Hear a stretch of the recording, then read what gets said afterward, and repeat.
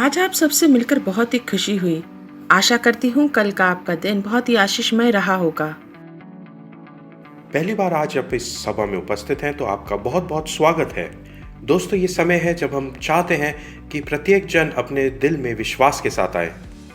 परमेश्वर अद्भुत कार्य करता है और जब परमेश्वर अद्भुत कार्य करता है तो हम भी आश्चर्यचकित हो जाते हैं, चाहे वो उसके शानदार आश्चर्य कर्म हो या किसी के जीवन को बदल देना। पर क्या आप एक बात जानते हैं, बाइबल में ऐसे 2 जगह वर्णन है जब यीशु आश्चर्यचकित हुए थे। पहली बार यीशु किसी के बड़े विश्वास को देख के अचंभित हुए थे और बाइबल बताती है कि दूसरी बार लोगों के अविश्वास को देख के अचंभित हुए थे। क्या ये अद्भुत नहीं है कि यीशु खुद आश्चर्यचकित होते हैं आपके और हमारे विश्वास को देख के। और इसलिए हम आपको प्रोत्साहित करना चाहते हैं कि आज के दिन में आप विश्वास के साथ कदम बढ़ाएं।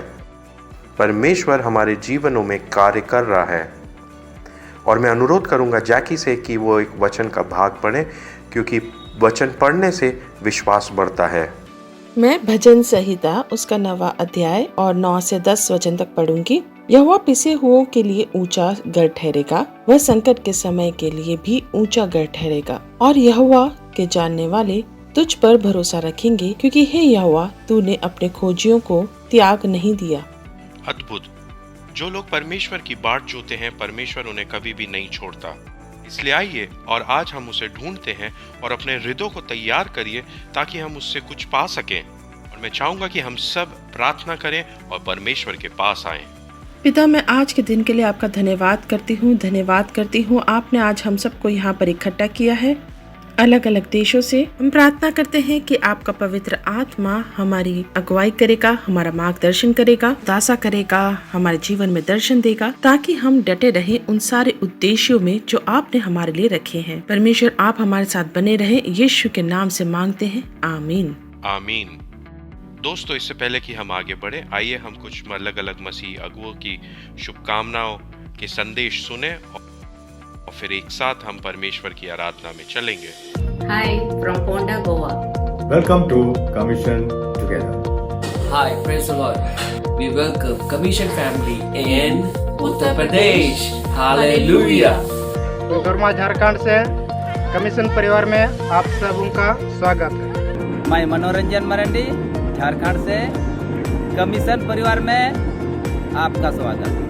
हेलो, हम कल्याण महाराष्ट्र से हैं और कमीशन टुगेदर में आपका स्वागत है। हम लोग भवानी चौकी महादेवगंज साहेबगंज से झारखंड से और कमीशन परिवार में आप सभी का स्वागत है। धन्यवाद। Welcome to commission together. यीशु मसीह के नाम में आप सभी को जय मसीह की। Hi from Pagdapattu, Salem, Tamil Nadu. Welcome to Commission Together. Commission परिवार में आप सबों का स्वागत है। हेलो, मैं सोनेलाल हंसदा हल्दीबारी से, जिला सहारनपुर, उत्तर प्रदेश। सबको जय मसीह की नमस्कार। Hello, greetings from Kerala. मैं कैलाश चंद हड़ंज अहमदपुर कलिसिया से, जिला Saharanpur. Hello, I am from Uttarakhand Haldwani. Welcome to commission together. Hello everyone, greetings from Wayanad. Welcome to commission together. Hello, Nasik from India. From Emmanuel Church, Belepara, Kaligond, Chinadoh, Bangladesh. We welcome you together, Commission family. From Bagtanga district, Gashor, Bangladesh. Welcome to Commission Together. Hi, Hoychand Church, Bangladesh. Welcome, Commission Together. Hello from Kochi, south of India.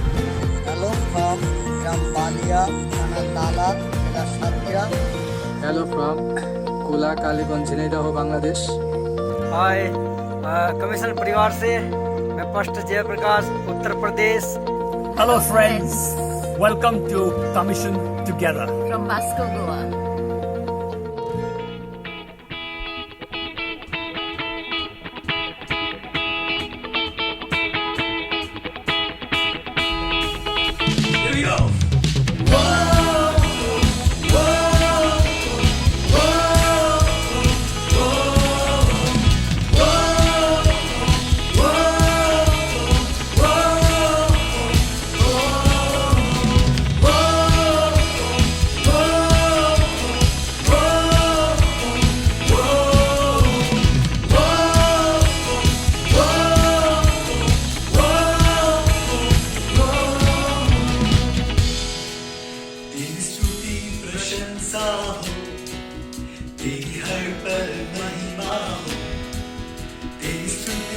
प्रशंसा हो, तेरी हर पल महिमा हो।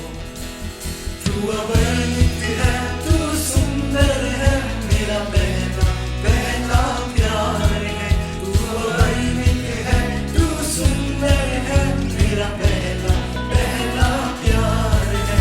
तेरी स्तुति प्रशंसा हो, तेरी हर पल महिमा हो। तेरी स्तुति प्रशंसा हो, तेरी हर पल महिमा हो।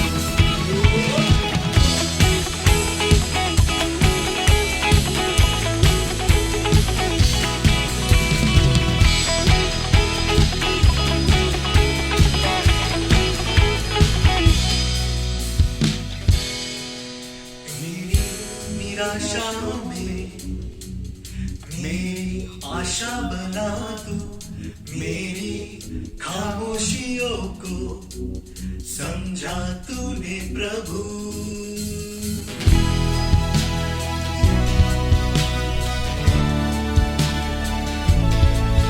मेरी निराशाओं में मेरी आशा बना तू, मेरी खामोशियों को समझा तूने प्रभु।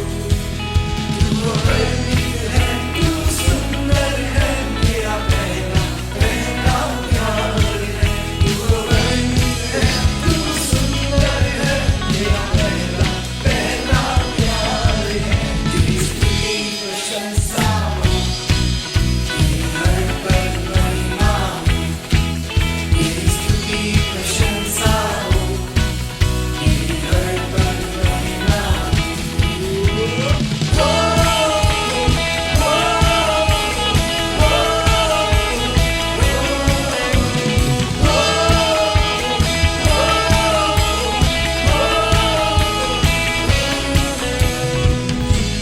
गहराइयों में बसता तू ही प्रभु।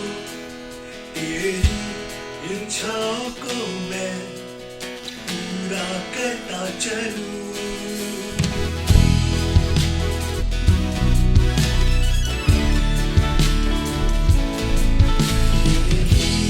गहराइयों में बसता तू ही यीशु। तेरी इच्छाओं को मैं पूरा करता चलूं। तू अवर्णित है, तू सुंदर है, मेरा पहला पहला प्यार है। तू अवर्णित है, तू सुंदर है, मेरा पहला पहला प्यार है। तेरी स्तुति प्रशंसा हो, और मिलके गाए। तेरी हर पल महिमा हो, तेरी स्तुति प्रशंसा हो, तेरी हर पल महिमा हो। तू अवर्णित है, तू सुंदर है, मेरा पहला पहला प्यार है। तू अवर्णित है, तू सुंदर है, मेरा पहला पहला प्यार है। तेरी स्तुति प्रशंसा हो, तेरी हर पल महिमा हो।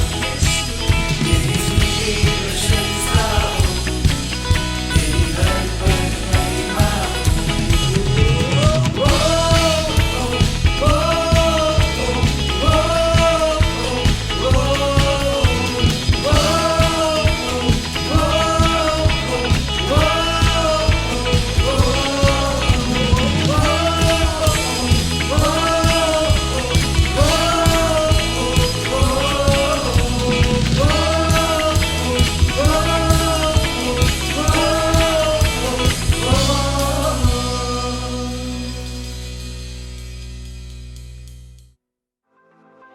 कितना अच्छा लगता है परमेश्वर की उपस्थिति में होकर उसकी आराधना करना। आशा करती हूँ आप सबका समय बहुत ही अच्छा रहा होगा। सचमुच परमेश्वर योग्य है हमारी आराधना के। आइए हम आगे चलते हैं और मैं चाहूंगा कि आप प्रवीण दरोले से मिले।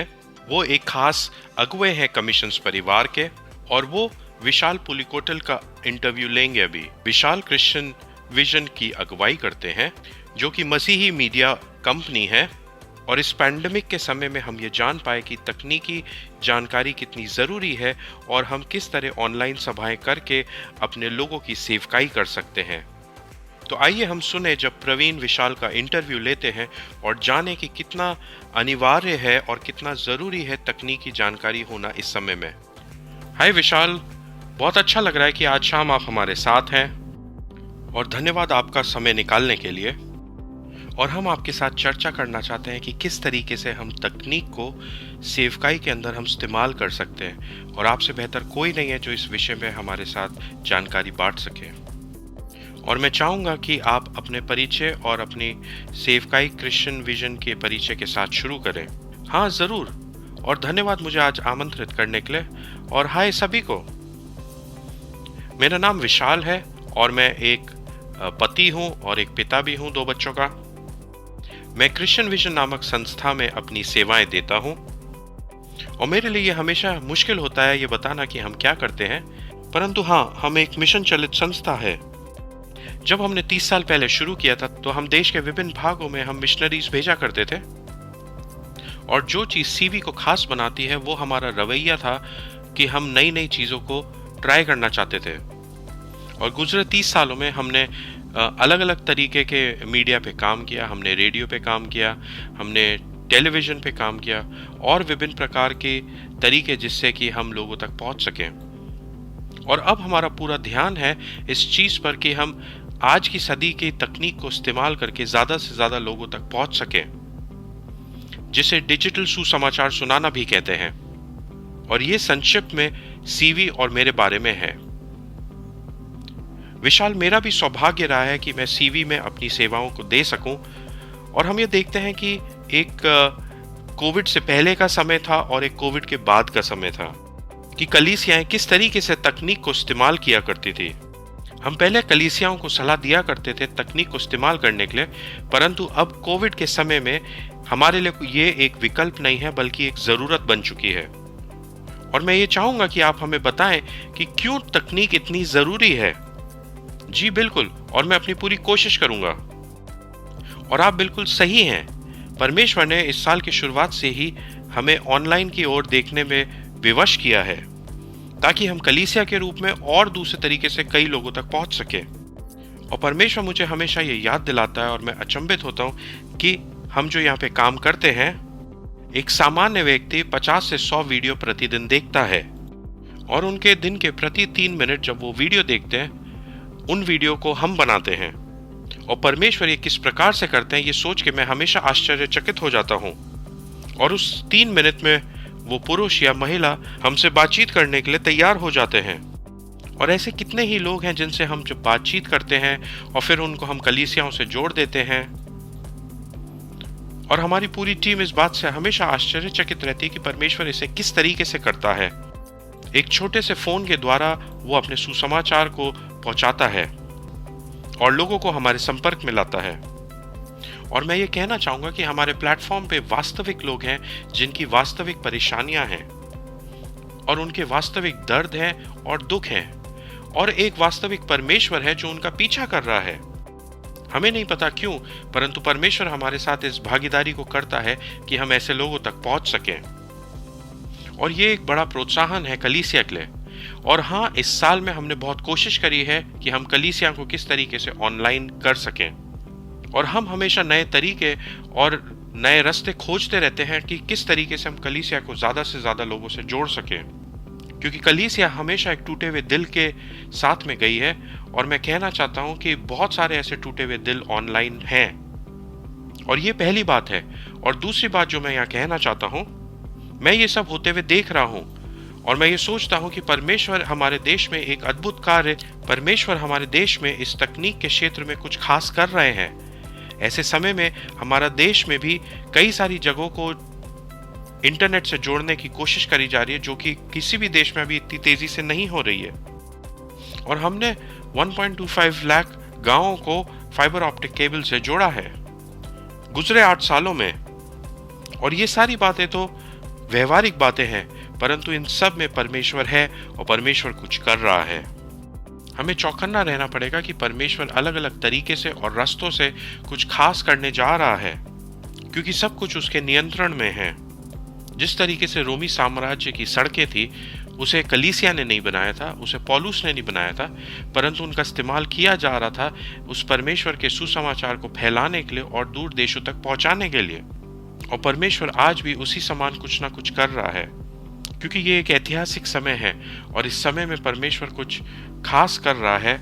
और हमें ये जानना ज़रूरी है कि हम कौन से समय में रहते हैं और उस समय की क्या चीज़ें हमारे पास हैं और उस समय की कौन सी चीज़ों को हम इस्तेमाल कर सकते हैं। सिर्फ वो ही नहीं जिनका इस्तेमाल करना हमें आता है, परंतु नई चीज़ों को खोज के और उनको कोशिश करना अच्छी बात है। और विशाल, आज शाम को हमारे साथ कई कलीसियाओं के अगुवे भी जुड़े हुए हैं और साथ ही साथ कई कलीसिया के सदस्य भी हैं। तो हम ये जानना चाहेंगे आपसे कि सेवकाई के लिए तकनीक को इस्तेमाल करने के साथ साथ लोग अपने व्यक्तिगत रूप से कैसे तकनीक को इस्तेमाल कर सकते हैं।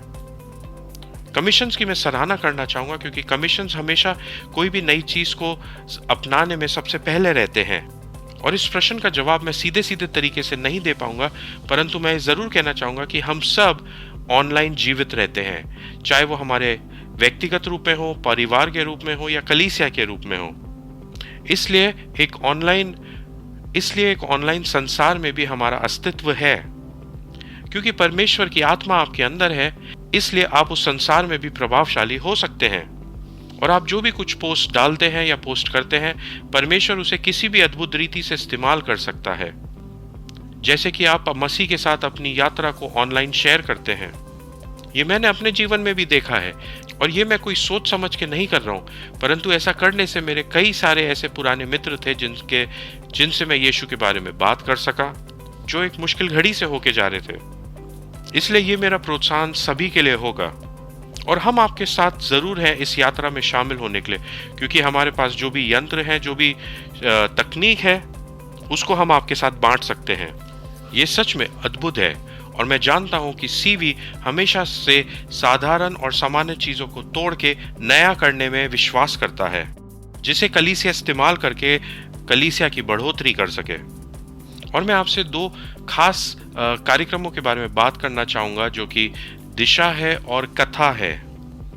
दिशा एक सेवा है जो हम कलीसियाओं को देते हैं और हम कलीसिया के साथ जुड़ के उनके एरिया में या उनके क्षेत्र में जो लोग हैं उन तक पहुंचने की कोशिश करते हैं, ताकि हम उन्हें कलीसिया से जोड़ सकें। और हम लोगों की बहुत सारी प्रतिक्रियाओं को ऑनलाइन आते हुए देखते हैं इस कार्यक्रम में, और जो प्रतिक्रियाएं अनुकूल हैं उनको हम कलीसिया के साथ जोड़ने की कोशिश करते हैं। और ये दिशा के बारे में है। मेरा एक व्यक्तिगत जुनून रहा है कि लोगों को प्रोत्साहित करना कि वो अपनी कहानी को बोले। दूसरा है कथा। सबसे आसान तरीका यीशु को अपने जीवन में दिखाने का ये है, सबसे आसान तरीका यीशु को अपने जीवन में दर्शाने का कहानी बता के है। आपको बड़े बड़े ज्ञान की बातों का अध्ययन करना या साहित्य को पढ़ना की ज़रूरत नहीं है, सिर्फ आपको अपनी कहानी लोगों को बांटनी है और उसके द्वारा बहुत शानदार चीज़ें भी होती हैं। और कथा एक टूल है जो आपको बताता है कि उसको किस प्रकार करने का है। हम सब के पास कहानियां होती हैं, परंतु उसे संक्षिप्त और आसान तरीके से बांटना नहीं आता। कथा एक बहुत ही आसान और असरदार टूल है अपनी कहानी को ऑनलाइन या ऑफलाइन बांटने का। हम आपके साथ मिलके परमेश्वर के राज्य की बढ़ोतरी के लिए साथ काम करना चाहते हैं और हम देखना चाहते हैं कि किस तरीके से ज़्यादा लोगों तक पहुंचा जा सके। आपका धन्यवाद आज हमारे साथ जुड़ने के लिए, और हम विश्वास करते हैं कि क्रिश्चियन विजन हमारे साथ और भागीदारी में आएगा और कई सारी कलीसियाओं को इससे फायदा होएगा। आपका बहुत बहुत धन्यवाद विशाल, और प्रभु आपको आशीष दे। बाय। बाय। उम्मीद करता हूँ ये जानकारी आपके लिए फायदेमंद हुई होगी, क्योंकि आजकल के समय में तकनीकी जानकारी होना बहुत जरूरी है। और गाय मिलर आज हमारे लिए डिवोशन लेके आएंगे। अब हम परमेश्वर का वचन सुनेंगे, एक छोटा सा आत्मिक संदेश। आइए अपने मनों को और दिलों को तैयार करें ताकि हम परमेश्वर के वचन को ग्रहण कर सकें। गाय कमीशंस परिवार की कलीसियाओं के एक मुख्य अगुवे हैं। गाय कमीशंस परिवार की कलीसियाओं के एक मुख्य अगुवे हैं। कमीशंस परिवार का हिस्सा होने के कारण कई वर्षों से मेरी और जैकी की गाय और उनकी पत्नी हैदर के साथ काफी लंबी दोस्ती है। तो आइए हम उस वचन को सुने जो परमेश्वर ने हमारे लिए रख रखा है। गाय, अब आपकी बारी है।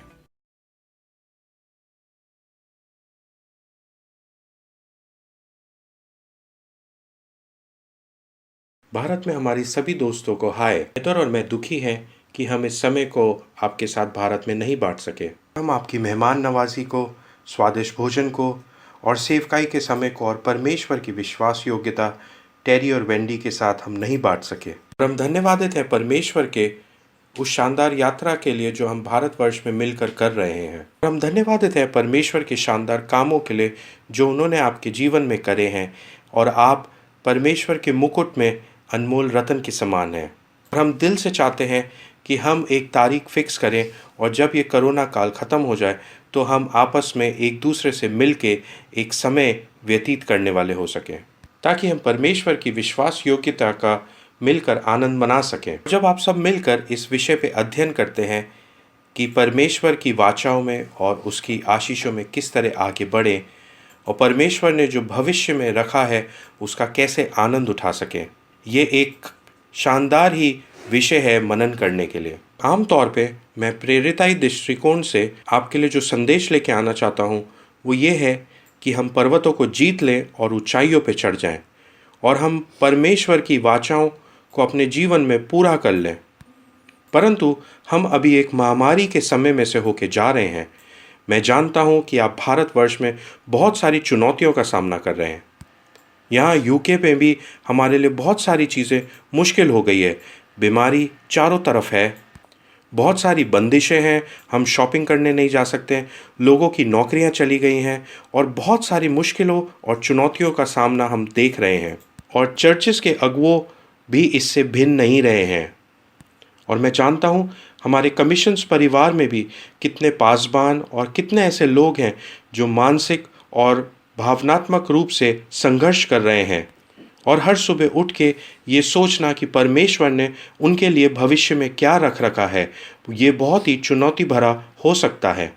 और इन सारी बातों को सोच के हम बहुत ही निराश और हताश भी हो सकते हैं। और आज जो मैं आपके साथ बांटना चाहता हूँ और जिसके लिए मैं आपको उत्साहित करना चाहता हूँ कि किस तरह आप परमेश्वर के विश्राम में आगे बढ़ सकते हैं। और ये एक अत्यंत ही ज़रूरी विषय है जानना कि हम परमेश्वर के विश्राम में किस तरह आ सकते हैं। इस समय में कई मनोवैज्ञानिक लोग बात कर रहे हैं डिप्रेशन की, आत्महत्या करने की इच्छा की, मायूसी की।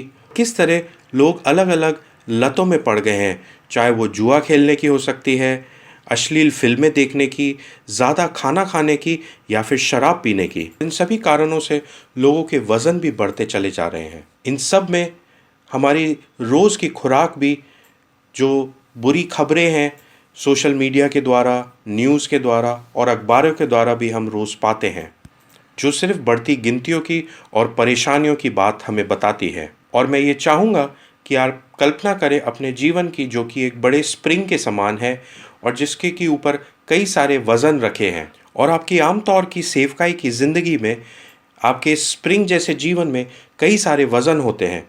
वज़न आपके परिवार का, वज़न आपकी पत्नी का और बच्चों का, और साथ ही साथ परमेश्वर के साथ अपनी यात्रा का। और उसके बाद वज़न आता है आपकी नौकरी का या फिर आपकी सेवकाई का। और कुछ ऐसे छोटे भार होते हैं जो आपके जीवन में आपको पनपने में सहायता करते हैं ताकि आपके जीवन का तालमेल और स्वास्थ्य बना रहे। परंतु ऐसे समय में हमारे जो भावनाएं और जो आत्मिकता के स्प्रिंग्स हैं उस पे और भी कई बड़े भार रखे हुए हैं। और ऐसे समय में और भी बड़े भार हमारी भावनात्मक और आत्मिक उन्नति पर रखे हुए हैं। और कोविड-19 के कारण हमारे अंदर अक्सर बेचैनी आ जाती है कि हम किस तरह कलीसिया को करेंगे, हम किस तरह अपने जीवन को चलाएंगे, हम किस तरीके से शॉपिंग करेंगे, और हम जीवन को एक नई शैली से चलाने की बेचैनी में फंस जाते हैं। और ये एक तरीके का भार आपके स्प्रिंग पे बन जाता है और आप इस भार के साथ जीने लगते हैं। परंतु आप इस भार के साथ ज़्यादा लंबा समय तक नहीं जी सकते क्योंकि ये आपको जल्दी ख़त्म करने लगता है। इस बेचैनी के बाद आता है खोने का डर, और खोने का डर हमें इस समय में बहुत सता रहा है। और हमें ऐसा लग रहा है कि हम कोई चीज़ों को खो चुके हैं। हमें नहीं पता वो क्या है, परंतु हम ये महसूस कर रहे हैं कि हम अपने जीवन में कई सारी चीज़ों को खो चुके हैं। और हम जीवन में बहुत सारी चीज़ों को इस समय में खो चुके हैं, जैसे कि हम एक दूसरे से आमने सामने बात नहीं कर पा रहे हैं, हम खेल कूद नहीं कर सकते हैं, हम अपनी नौकरी पे नहीं जा पा रहे हैं, और हम कलीसिया में शामिल भी नहीं हो सकते हैं, और हम एक साथ मिलकर गीत भी नहीं गा सकते हैं। ये सारी चीज़ों की कमियों को हम अपने जीवन में महसूस कर रहे हैं, और ये सारे बाहर हमारे जीवन के उस स्प्रिंग पर और दबाव डाल रहे हैं, और हमारा स्प्रिंग और दबता चला जा रहा है। और आखिरी बेचैनी है अनिश्चितता की। ये अनिश्चितता एक और नया भार हमारे स्प्रिंग पर है, क्योंकि हमें नहीं पता ये सब कब ख़त्म होगा। हो सकता है हमें सुनने को मिल रहा हो कि ये अगले 1 साल और चलेगा और इसकी कोई वैक्सीन भी नहीं आएगी, और हमें नहीं पता ये सब कब ख़त्म होगा, और भी शायद नौकरियां चली जाएं और लॉकडाउन भी हो सकते हैं। और ये सारी बातें हमारे इस स्प्रिंग पे और दबाव डाल रही हैं, और हो सकता है कि ये स्प्रिंग टूट भी जाए। और स्प्रिंग का टूट जाने का मान्यता है कि लोगों का नर्वस ब्रेकडाउन हो जाएगा, लोग और डिप्रेशन में चले जाएंगे, और लोग अपने आप को हारता हुआ महसूस करेंगे। इसलिए अगुवा होने के कारण हम दूसरों को जब प्रचार करते हैं कि परमेश्वर के विश्राम में आप आइए, उससे पहले हमें परमेश्वर के विश्राम में प्रवेश करना ज़रूरी है। मैं आपको 2 बड़े सरल साधारण से तरीके बताना चाहता हूं, जिससे कि आप इस चीज़ को कर पाएंगे। मैं प्रार्थना करूंगा कि आप इसे सिर्फ सुनेंगे नहीं, परंतु अपने जीवन में भी अमल में ला पाएंगे और परमेश्वर की शांति में और विश्राम में प्रवेश करेंगे। मैं आपके सामने पढ़ना चाहता हूं इब्रानी 4 में से कुछ पंक्तियां पढ़ूंगा, और मैं चाहूँगा कि आप बाद में इब्रानी 4 को पूरी तरीके से पढ़ें। और यहाँ पे लिखने वाला बताता है भजन संहिता के संदर्भ में कि किस तरह परमेश्वर ने कहा था कि वो मेरे विश्राम में प्रवेश नहीं करेंगे, क्योंकि परमेश्वर उनसे चाहता था कुछ खास करने के लिए। और फिर ये कहानी आगे बढ़ती है, और हम यहाँ 8वें वचन में देखते हैं, और यदि यहोशू उन्हें विश्राम में प्रवेश कर लेता तो उसके बाद दूसरे दिन की चर्चा ना होती। सो जान लो कि परमेश्वर के लोगों के लिए सबत का विश्राम बाकी है, क्योंकि जिसने उसके विश्राम में प्रवेश किया है उसने भी परमेश्वर की नाई अपने कामों को पूरा करके विश्राम किया है। सो हम उस विश्राम में प्रवेश करने का प्रयत्न करें, ऐसा ना हो कि कोई जन उनकी नाई आज्ञा ना मानकर गिर पड़े। और पहला प्रोत्साहन जो मैं आपको देना चाहता हूँ कि परमेश्वर के उद्देश्यों के विश्राम में प्रवेश करें। अगर यहोशू उनको विश्राम दे देता, तो लिखने वाला यहोशू से पहले भी लिख रहा है उन इज़राइल के बच्चों के बारे में, वे जो मिस्र में बंधुआई में पड़े हुए हैं, कि परमेश्वर की वाचा उनको उस बंधुआई से सिर्फ छुड़ाने की ही ना थी, परंतु उसे अपने विश्राम में लाने की थी, अपने आनंद में लाने की थी, जो उसने उनसे वायदा किया था कि वे दाखलता और अंजीर के पेड़ के नीचे विश्राम कर सके और अपने शत्रुओं से शांति पा सके। और मूसा के समय में हम पूरा वर्णन पाते हैं किस तरीके से वो महामारी में से होके गए थे और उन्होंने लाल समुंदर को पार किया था। और फिर देखते हैं कि किस तरह मूसा एक मरुभूमि में इन हज़ारों लोगों के साथ पाया जाता है, और फिर वे मूसा पे कुड़कुड़ाने लगते हैं, बुड़बुड़ाने लगते हैं, यहाँ तक कि उसको मारने की इच्छा भी करते हैं। परमेश्वर भी उनको मारना चाहता था, परंतु मूसा ने बीच में आकर उनके लिए मध्यस्थता करी। मैं सोचता हूँ कि अगर मैं मूसा की जगह होता तो मैं परमेश्वर से कहता, बिल्कुल परमेश्वर, तू मुझे एक बंदूक दे दे और मैं आपकी सहायता करूँगा इन्हें ख़त्म करने में, क्योंकि इनके साथ काम करना बिल्कुल नामुमकिन है। वो लोग परमेश्वर के साथ उस विश्वास में प्रवेश कर ही नहीं पाए थे, उस संबंध में और उस रिश्ते में कि परमेश्वर उनके लिए एक योजना रखी है और वो उस योजना के अंतर्गत उनके लिए काम कर रहा है। परमेश्वर को फिर यहोशू से बात करनी पड़ी, परंतु वो भी नाकामयाब रहा। और हम भजन संहिता 95 में देखते हैं कि परमेश्वर ने जो प्रतिज्ञा दाऊद के साथ की थी कि परमेश्वर दाऊद को और उसके वंशजों को आशीषित करेगा, कि वे हमेशा राजा बनेंगे, और उनको सिर्फ परमेश्वर के विश्राम में विश्वास करना था और उसमें बने रहना था, कि दाऊद विश्राम कर और उस पर विश्वास कर ताकि वो उसकी वाचा में प्रवेश कर पाएगा। और इब्रानी का लिखने वाला आज हम सब से जो अगुवे हैं बात कर रहा है कि किस तरह हमें उस विश्राम के स्थान में प्रवेश करना ज़रूरी है जहाँ पे परमेश्वर राज्य करता है। कि जिस तरह परमेश्वर ने सृष्टि करने के पहले सप्ताह के बाद विश्राम किया और हमारे सारे कामों को छोड़ के और त्याग कर और परमेश्वर के विश्राम में प्रवेश करने का है, जहाँ पर उपस्थिति और उसकी शांति है। और इस लॉकडाउन के समय में मेरा सबसे बड़ा संघर्ष और शायद आपका भी संघर्ष ये रहा होगा कि परमेश्वर का उद्देश्य मेरे लिए क्या है, कि ये जो शांति का परमेश्वर है, आराम का परमेश्वर है, मुझसे क्या चाहता है जब मैं कुछ भी नहीं कर सकता अभी। और कई बार सेवकाई के अगुवे और पासवान कितने हैं और कितने आए हैं इस गणना में उलझ जाते हैं। कितना दान आपने जमा किया है, कितने लोग आपकी कलीसिया में आते हैं, कितनी जगह आपने यात्रा करी है। और हम कई बार बड़े लक्ष्य और बड़े दर्शन का पीछा करते हैं और हम ये सोचते हैं कि ये सब हम पे निर्भर करता है, परंतु सच्चाई ये है कि ये सब उस परमेश्वर पे निर्भर करता है। परमेश्वर के विश्राम में और उसकी उपस्थिति में बने रहने का मतलब ये भी है कि ये दुनिया चलती रहेगी, हमारे सारे मिशन के काम चलते रहेंगे और परमेश्वर की योजना होती रहेगी पूरी, भले हम वहाँ पे हो या नहीं।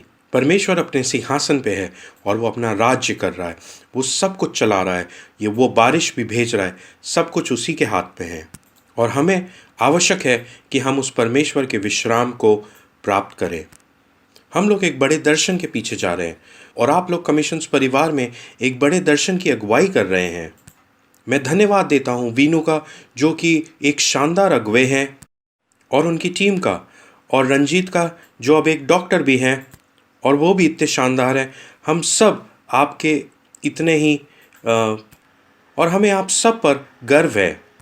और सारे नौजवान अगुवे जो आगे आ रहे हैं और विश्वास के बड़े बड़े कदम ले रहे हैं, समीर के लिए, उनके जीवन के लिए धन्यवाद देते हैं। और हम जानते हैं कि आप परमेश्वर का एक बड़े दर्शन के साथ पीछा कर रहे हैं, हज़ारों जिंदगियों के लिए, कि वे बदल जाएं और सैकड़ों कलीसियाएं जो स्थापित हों और 10 नए देशों में प्रवेश करें।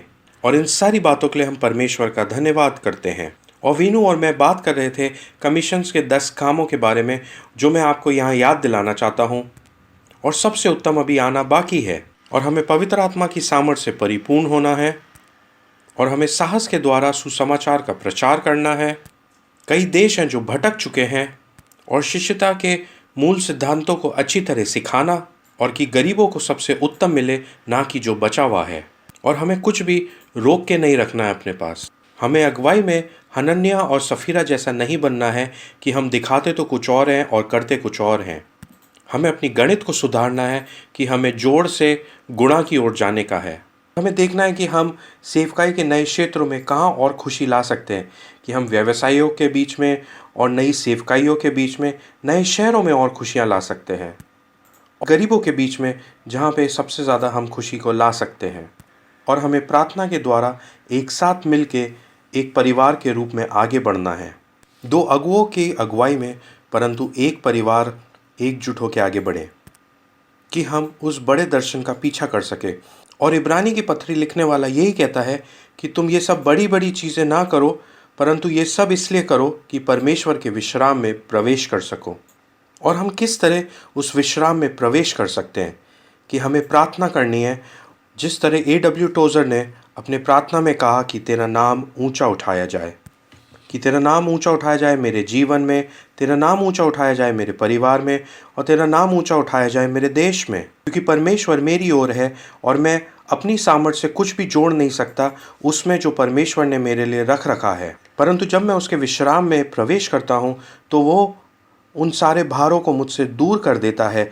वो सारे ईमेल्स, वो फ़ोन कॉल्स, वो सारी बातें जो मुझ पे भारी होती हैं, और ये सब करके मैं अपने घुटने झुकाकर उस परमेश्वर के उपस्थिति में दया और करुणा पाने के लिए आता हूँ। और ये पहला बिंदु है। इस विषय में मेरा दूसरा बिंदु है कि हमें परमेश्वर की उपस्थिति में विश्राम करना सीखना है, ना ही उनकी योजनाओं में और उनके उद्देश्यों में, पर उनकी उपस्थिति में भी विश्राम करना आना चाहिए। और हम इब्रानी 4 के 14 पद से पढ़ेंगे, जहाँ यूँ लिखा है, सो जब हमारा ऐसा बड़ा महायाजक है जो स्वर्गों से होकर गया है, अर्थात परमेश्वर का पुत्र यीशु, तो आओ हम अपने अंगीकार को दृढ़ता से थामे रहें क्योंकि हमारा ऐसा महायाजक नहीं जो हमारी निर्बलताओं में हमारे साथ दुखी ना हो सके, वरन वे सब बातों में हमारी नाई परखा तो गया तो भी निष्पाप निकला। इसलिए आओ हम अनुग्रह के सिंहासन के निकट हियाव बांधकर चलें कि हम पर दया हो और वे अनुग्रह पाए जो आवश्यकता के समय हमारी सहायता करेगा। वे जो हमें विश्राम में लेके आता है, वे जो हमें परमेश्वर की उपस्थिति में लेके आता है, उस सिंहासन के पास जहाँ पे विश्राम पाया जाता है। और ये वो स्थान है जहाँ पे परम प्रधान परमेश्वर का सिंहासन है, जो हमें पिता के पास लेके आता है, यीशु मसीह, जिसने हमारे लिए सारी योजनाओं को बनाया है और जो हमारे लिए उस विश्राम स्थान को तैयार किया है, ताकि हम हियाव के साथ उसके पुत्र और पुत्री होने के नाते उसमें प्रवेश कर सके और उस शांति में आ सके, और हम अपने आसमानी पिता से मांग सके वो सारी चीज़ें जो उसने अपनी योजना के अंतर्गत हमारे लिए रख रखी हैं, और सबसे बढ़कर उसकी उपस्थिति में हम उसकी जय जयकार कर सकें। मुझे नहीं पता कि आपने वो शास्त्र में उस भाग को पढ़ा है मूसा की कहानी में, कि जब वो परमेश्वर से बोलता है कि आप मुझे अपनी महिमा दिखाएं, और अगर मैं वहाँ पे होता तो मैं मूसा को कहता, अरे मूसा, अपनी महिमा को दिखा, परमेश्वर से तू पूछ रहा है, उसे छोड़ दे, क्योंकि परमेश्वर के उपस्थिति में तूने उस बड़ी महामारी को देखा है, तूने एक लाठी को सांप में बदलते हुए देखा, और तूने नील नदी को खून में बदलते हुए देखा, तूने मन्ना आसमान से गिरते हुए देखा और चट्टान में से पानी फूट के निकला, ये भी तूने देखा, और फिर भी तू परमेश्वर से उसकी महिमा दिखाने के लिए बोल रहा है। इस बात को छोड़ दे, क्योंकि तूने अभी तक परमेश्वर की महिमा को देखा है। परंतु ये मुख्य बात है कि हम बड़ी बड़ी कलीसियाएं स्थापित कर सकते हैं, हजारों लोग उसमें आ सकते हैं, परंतु हम फिर भी परमेश्वर की उपस्थिति की महिमा नहीं कर रहे हैं। और जैसे हम प्रकाशित वाक्य में देखते हैं कि वहाँ पे यीशु कहते हैं कि तूने मुझे छोड़ दिया है, तूने अपने पहले जैसा प्रेम को छोड़ दिया है। और मेरी और हैदर के साथ शादी हुई है, और हम कई वर्षों से एक साथ काम कर रहे हैं और एक साथ अपने जीवन को व्यतीत कर रहे हैं। उनके द्वारा टेबल पे परोसा हुआ खाना या उनके प्रेम से भरा एक स्पर्श मैं हल्के रूप में जान सकता हूँ, मैं हल्के रूप में रह सकता हूँ। और हमें ऐसे भाई बहनों की आवश्यकता है जो परमेश्वर की उपस्थिति को महिमा से भर दें, परमेश्वर की उपस्थिति की महिमा करें। और ऐसा हम तभी कर सकते हैं जब हम यीशु की ओर अपनी निगाहों को लगाएंगे, क्योंकि वे ही है जो परम प्रधान परमेश्वर की उपस्थिति में हमें लेके आया है। उस महिमा में सिंहासन के स्थान में यीशु हमें परमेश्वर के सामने लेके आ गया है, जहाँ पे पूरे ब्रह्मांड का नियंत्रण उस जगह पे है। हर एक चीज़ उस परम प्रधान परमेश्वर के नियंत्रण में है, और वहाँ पे हमें बुलाया गया है कि हम अपने जूतों को खोल के उस स्थान में आकर विश्राम कर सकें, जहाँ पर परमेश्वर की और पुत्र की और पवित्र आत्मा की उपस्थिति है, जहाँ पे हमें प्रेम मिलता है और उसकी उपस्थिति की संगति मिलती है।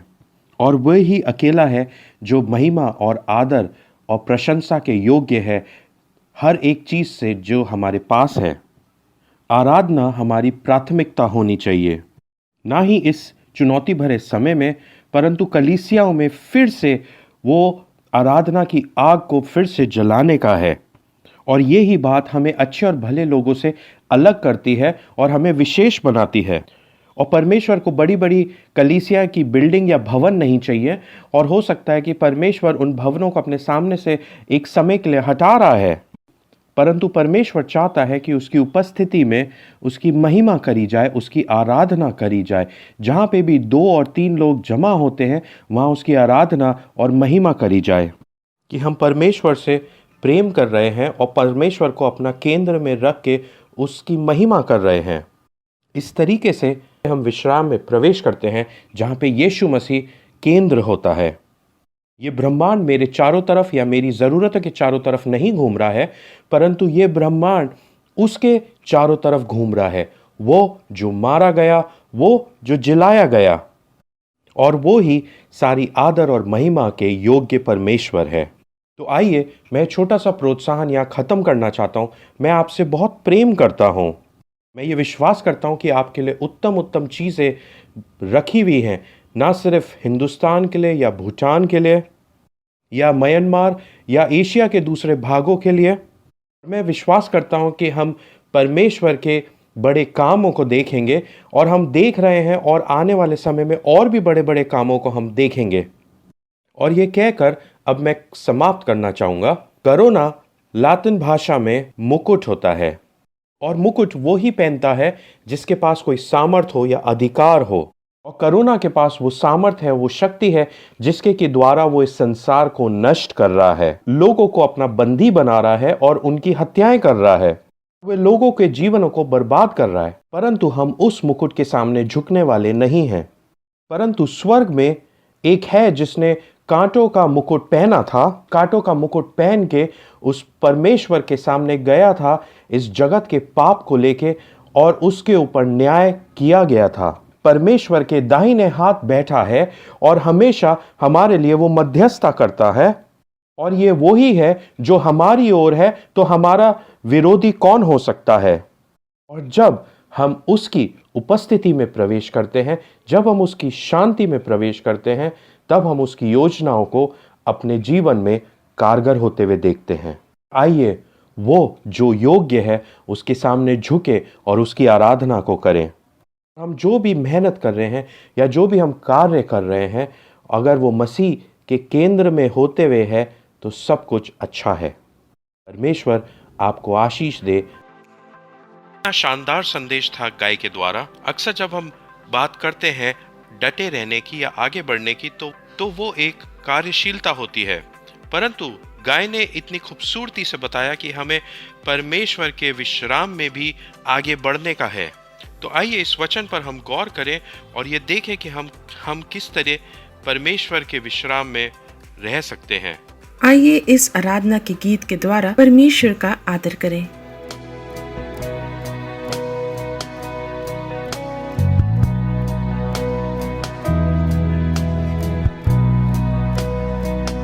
Oh, the weight of His glory.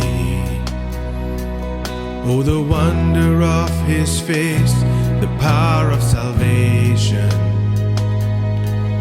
that pulled me from the grave. This hope is not empty, and forever He will reign. He won't be put to shame. Oh, my soul, sing to the God of the ages, sing to the Lord of creation, sing His praise again. Oh, my soul, sing like the heavens are waiting, roll like an army of angels, sing His praise again. From the moment of rescue,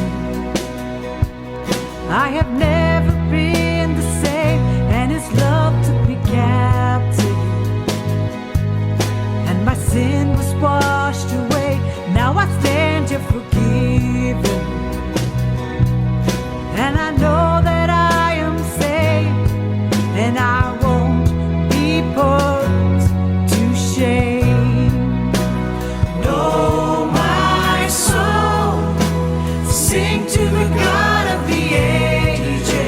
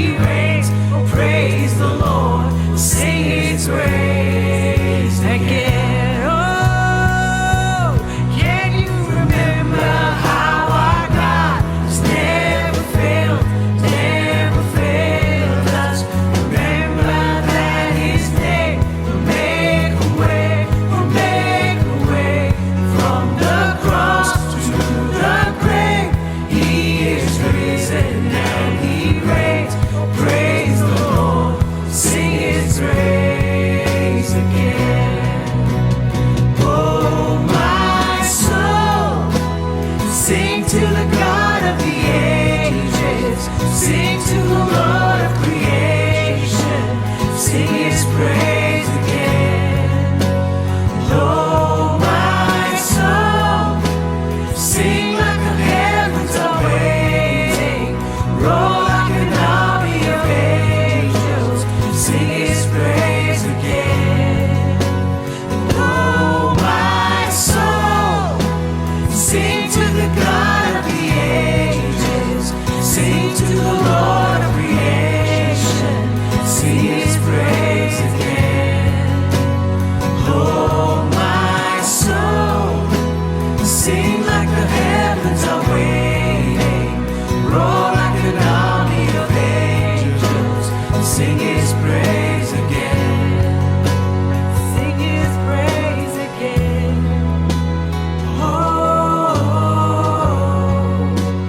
sing His praise again. Oh,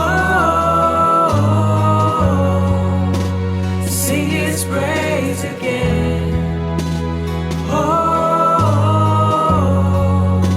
sing His praise again. Oh,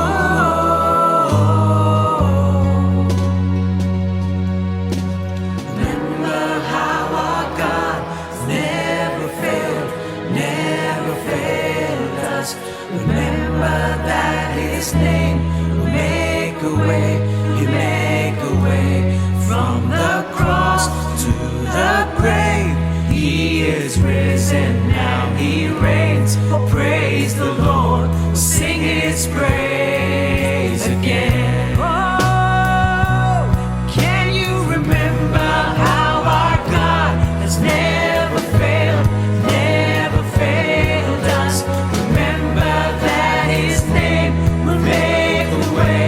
He'll make a way from the cross to the grave. He is risen and He reigns. Praise the Lord, sing His praise again. Oh, my soul, sing to the God of the ages, sing to the Lord of creation, sing His praise again. Oh, my soul, sing like the heavens are waiting, roll like an army of angels, sing His praise again, sing His praise again.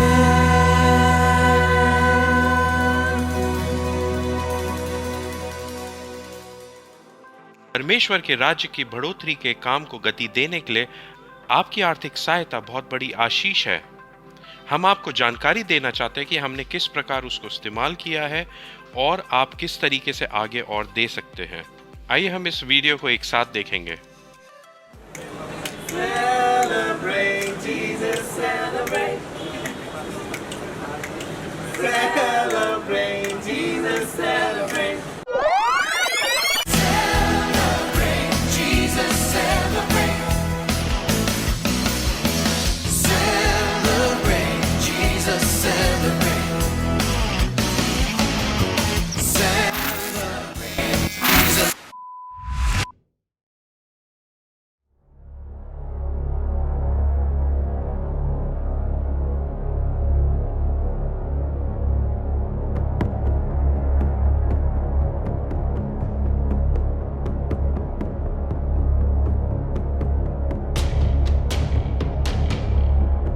One case has emerged from Kerala. It seems that one person has tested positive. Let's take you through the new numbers that have come out. 991 new cases of coronavirus now take the total number to 14,370.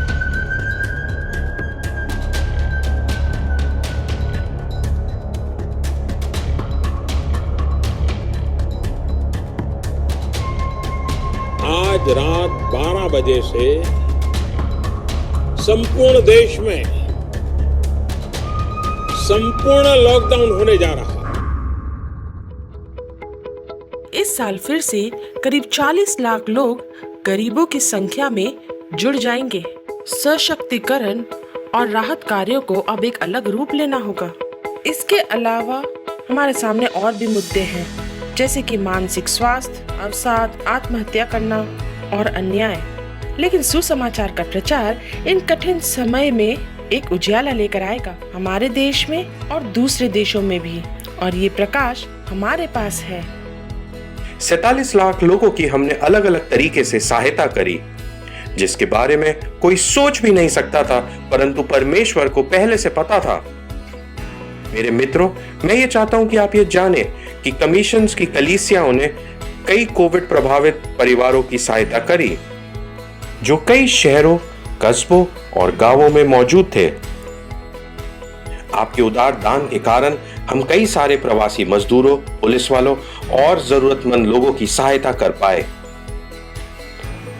ये एक अनोखा साल है। परमेश्वर ने इस साल को हम सबसे पहले देख लिया था। ये साल हमारी अपेक्षा थी, इस साल से अच्छे अवसर, गहरे रिश्ते और इच्छा थी आत्मा के द्वारा चलाए जाने की। आपकी सहायता के द्वारा हमने 2020 में एक बड़े दर्शन और आशा से कदम रखा था। आपके बढ़ चढ़ के दान देने के कारण हमने 2019 में 91,42,617 रुपए का दान इकट्ठा किया और इसका निवेश हमने कई सोची समझी योजनाओं में और कार्यक्रमों में निवेश किया। और 2019 में जब पूरा विश्व और हमारा देश इस महामारी के समय में जूझ रहा है, इस बीच में कमीशंस की कलीसियाएं बढ़ चढ़ के आगे आई और सेवकाई करी। जब पूरा संसार रुक गया था, उस समय परमेश्वर का काम चल रहा था और इस बात से हम बहुत ही अचंभित थे। परमेश्वर के काम में भागीदारी और भी ज्यादा मजबूत हुई जब उसने परिवार में कई नई कलीसियाएं जोड़ी। 2015 में हम 64 कलीसियाएं थी, जो अब बढ़ के 200 से भी ज्यादा हो गई हैं, और हमने इस लक्ष्य का पीछा किया। बढ़ोतरी आई नई कलीसियाओं की स्थापना करने से, और दूसरी कलीसियाओं को हमने गोद लिया, परंतु हमारा परिवार हमेशा से ही परमेश्वर की आत्मा के द्वारा बढ़ाया गया है, ताकि प्रत्येक व्यक्ति ये देख सके और समझ सके और जान सके कि ये परमेश्वर का कार्य है। राज्य स्तर पे आपसी रिश्ते और भी मजबूत हुए। इस घड़ी में पासवान एक दूसरे के साथ खड़े रहे और स्वेच्छा शिष्यता के बारे में सिखाया। अनजान मुश्किलों के बीच में हमारी निर्भरता परमेश्वर के ऊपर और भी ज्यादा बढ़ गई, परंतु परमेश्वर विश्वास योग्य बना रहा और आपने इसमें बोया है।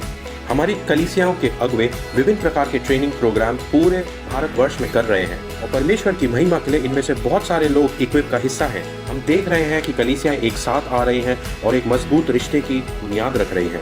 ट्रेनिंग पूरे प्रारंभिक स्तर से करी जा रही है और ट्रेनिंग का जो मटेरियल है उसे कई भाषाओं में अनुवाद किया जा रहा है, और इन सारी बातों के लिए हम परमेश्वर को महिमा देते हैं।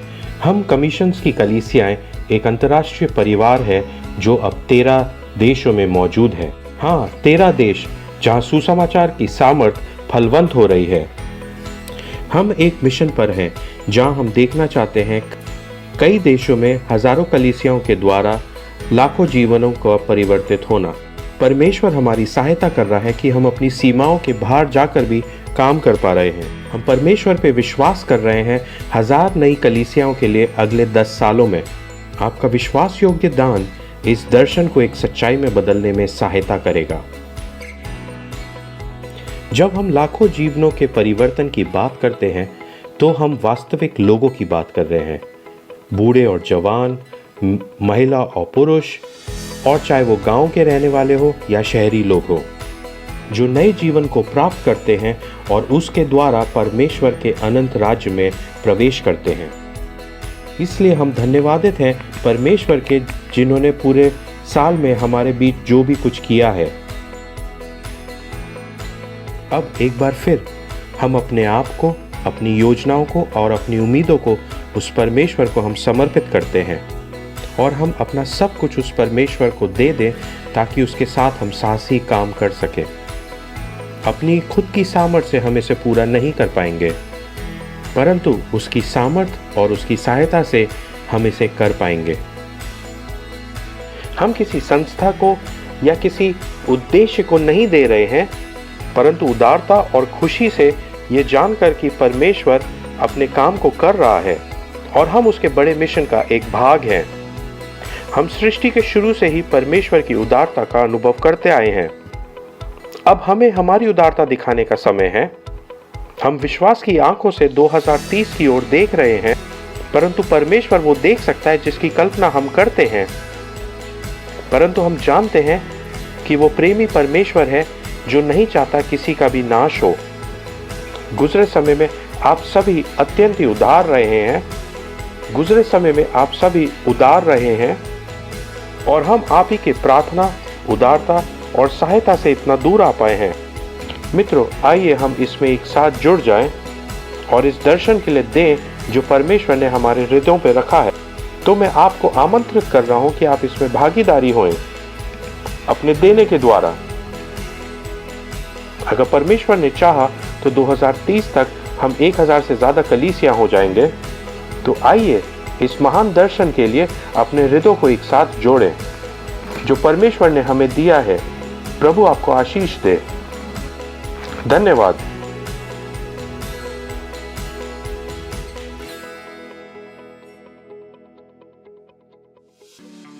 आशा करती हूँ कि आप और जितने भी लोगों ने इस वीडियो को देखा है सब उत्साहित हुए होंगे। परमेश्वर हम सबके काम पे आशीष दे जब हम उसके राज्य की बढ़ोतरी के लिए देते हैं। आमीन।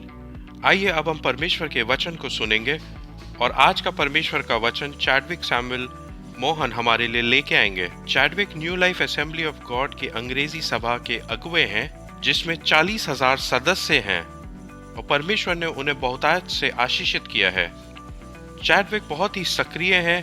चैडविक कलीसिया स्थापना के कार्य में बहुत सक्रिय हैं और चैरिटेबल ट्रस्टों के साथ में भी भागीदारी में काम करते हैं। वो बहुत ही उत्साहित होते हैं लोगों को परमेश्वर के राज्य के लिए खड़ा करने के लिए। सो आइए हम अपने हृदय को तैयार करते हैं और हम परमेश्वर के पास आते हैं उसे ग्रहण करने के लिए। अब हम चैडविक को आमंत्रित करते हैं।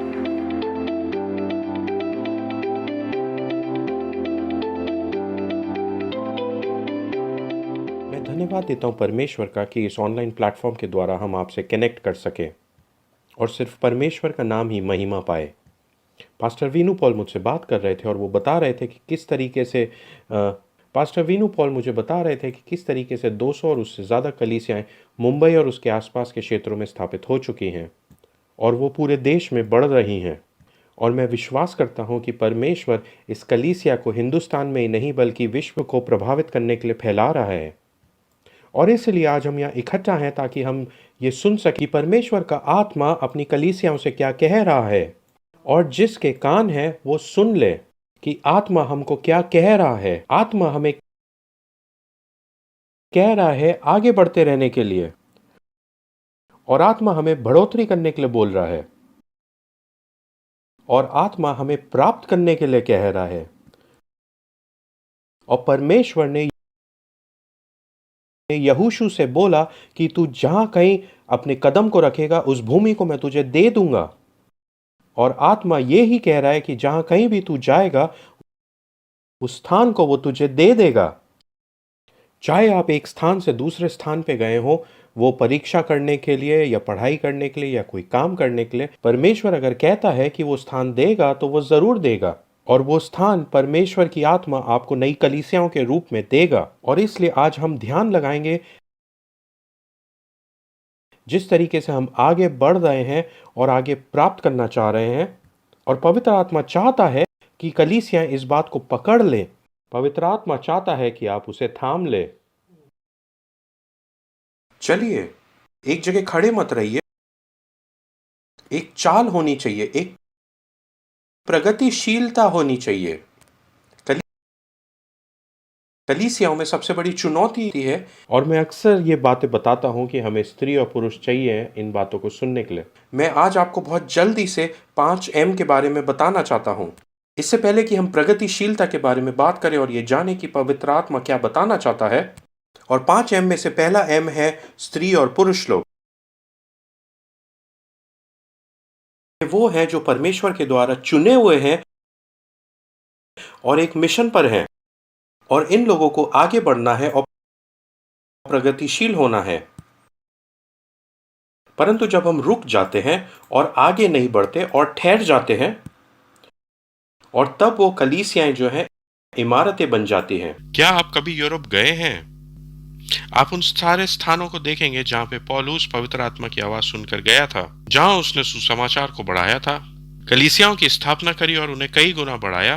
इन जगहों पर ऊंची ऊंची इमारतें हैं और उन पर बहुत सारी कलाकारियां करी हुई हैं और वहां पर खूबसूरत मूर्तियां हैं और बहुत सुंदर चित्रकारी करी गई है, परंतु अंत में वो सिर्फ इमारतें रह गई हैं। जब कलीसियाएं सिर्फ इमारतें रह जाती हैं तब वहां गड़बड़ी होती है और फिर आता है 5वां एम, मेस।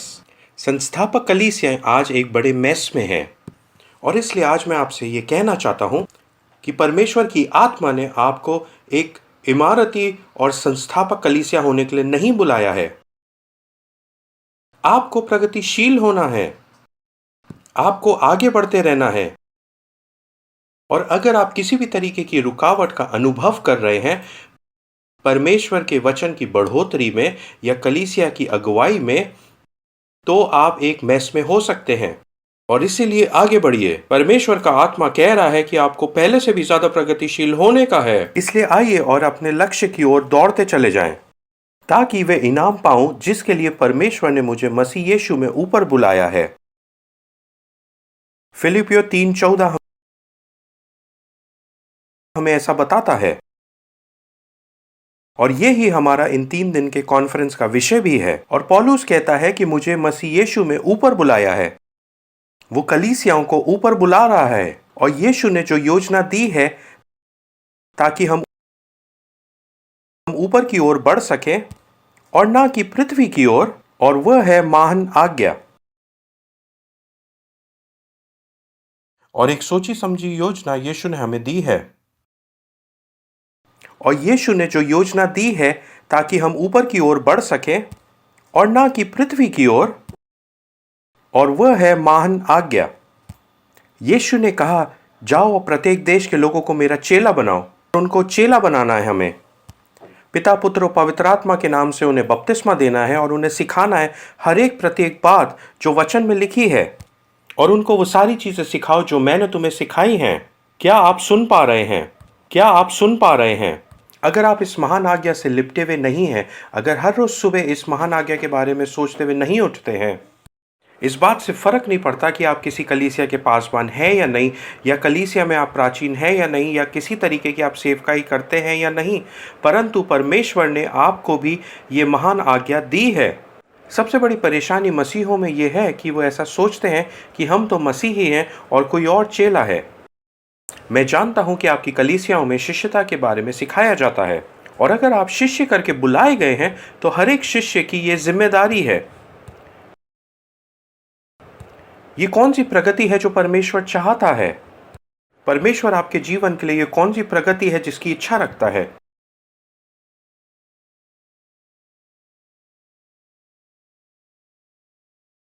और प्रगतिशील होना यह है कि आप अपने मन को इस पृथ्वी की चीजों से हटाते हैं। हम रुक क्यों जाते हैं? हम क्यों रुके हुए हैं और प्रगति क्यों नहीं कर रहे? क्योंकि हमारी आंखें सांसारिक चीजों पर लगी हैं। हमारा दिमाग सांसारिक बातों पर लगा हुआ है। हमारा दिमाग सांसारिक बातों पर लगा हुआ है। पौलुस फिलिपियन 3 में इस प्रकार कहते हैं, और मैं आपके लिए 18 से 20 आयत पढ़ना चाहूँगा। क्योंकि बहुतेरे ऐसी चाल चलते हैं जिनकी चर्चा मैंने तुमसे बार बार किया है, और अब भी रो रो कर कहता हूँ कि वे अपनी चाल चलन से मसीह के क्रूस के बैरी हैं। उनका अंत विनाश है, उनका ईश्वर पेट है। वे अपनी लज्जा की बातें पर घमंड करते हैं और पृथ्वी की वस्तुओं पर मन लगाए रखते हैं। पर हमारा स्वदेश स्वर्ग पर है और हम एक उद्धारकर्ता प्रभु यीशु के वहाँ से आने की बाट जो रहे हैं। और हम एक उद्धारकर्ता प्रभु यीशु मसीह के वहाँ से आने की बाट जो रहे हैं। और पौलुस यहाँ पे क्या बता रहे हैं? बहुतेरे जो क्रूस के विरोधी हैं। क्रूस के विरोधी वो लोग नहीं हैं जो क्रिस्ट विरोधी हैं। क्रूस के विरोधी वो हैं जिनका परमेश्वर पेट है। उनका दिमाग सांसारिक वस्तुओं में लगा हुआ है, और ये सांसारिक बातें हैं कि मैं क्या खाऊंगा और क्या पीऊंगा, और मैं क्या पहनूंगा और कहाँ रहूंगा। मेरा आराम, मेरे परिवार की खुशी।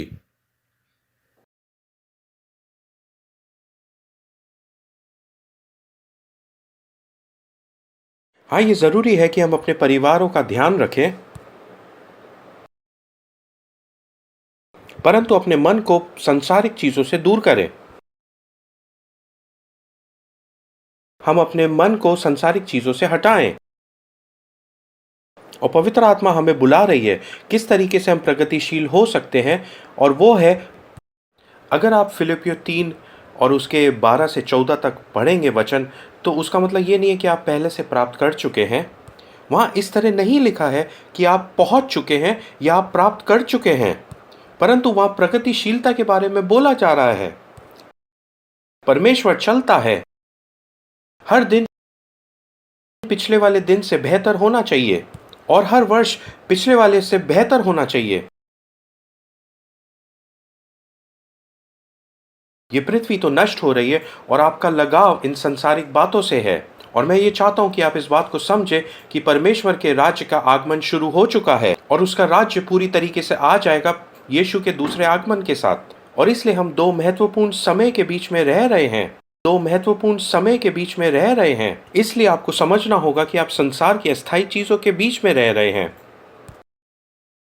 दूसरा कुरिन्थियों उसका 4:16 से 18 आयत में पौलुस ऐसा कहते हैं, किस तरह संसार की अस्थायी चीजें नष्ट होती चली जा रही हैं और भीतरी अनंत काल की चीजें बढ़ रही हैं। वो ही मसीह आज हमसे मांग रहा है कि रोजमर्रा की बातों में ठहर कर मत रुक जाओ। हमारी बुलाहट ऊपर की ओर है। बुलाहट सुसमाचार के विस्तार की है।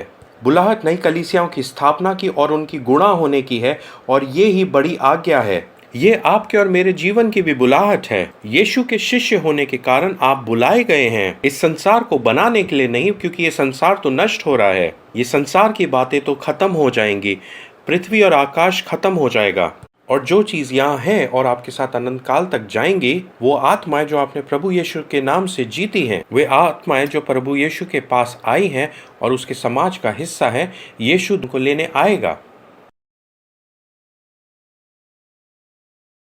अपनी आंखों को संसारिक चीजों से हटाइए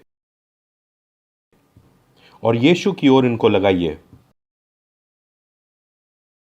तभी हम प्रगतिशील हो पाएंगे।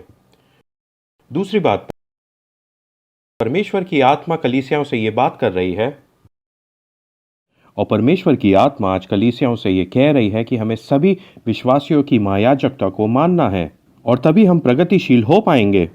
और एक कारण जो पिछले 300 साल की प्रगतिशीलता रुक गई थी, और एक कारण जिसकी वजह से 300 साल की प्रगतिशीलता रुक गई थी, वो ये था कि कॉन्स्टेंटाइन आए और उन्होंने ये कहा कि आप भले ही यीशु को ग्रहण करें या नहीं करें, आप मसीही नहीं होते, परंतु अगर आप रोमी देश के नागरिक हैं तभी आप ईसाई हैं।